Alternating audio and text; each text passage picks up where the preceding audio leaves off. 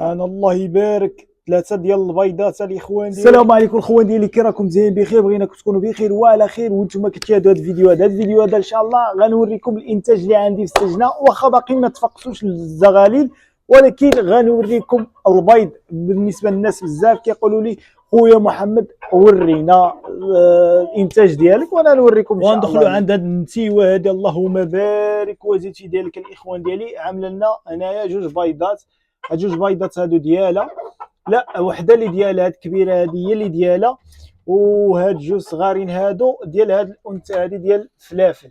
هاد الانثى هادي الفلافل عاوتاني الاخوان ديالي ها هي عاوتاني كنعمل حاط لها هنايا واحد جوج بيضات، ها هما كما كتشوفوهم معنا، ها هما جوج بيضات حاطينهم لهم، ها هما اللهم بارك وزيد في ذلك. هادو البيضات ديال ديك الانثى النفاخ.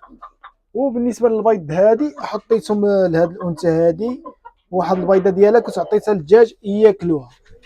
وعندنا عاوتاني كاين هذا الاخوان ديالي عاود حتى هو عامل واحد جوج بيضات ديال هاد الانثى هادي، ديال هاد الانثى هادي عاوتاني. هادي كانت حطت لنا البيض المره الاولى ومره الثانيه وحيدتهم لها، الاولى عطيتهم لهاد الذكر هذا، والثانيين عطيتهم لهاد الانثى هادي.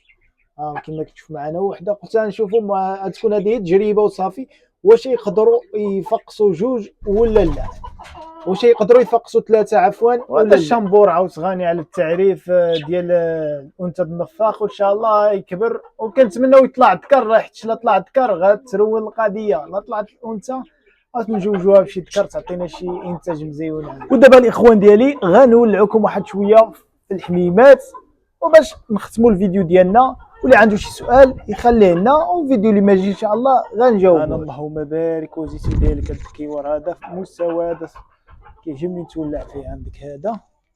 عندك هذا الزغلول هذا.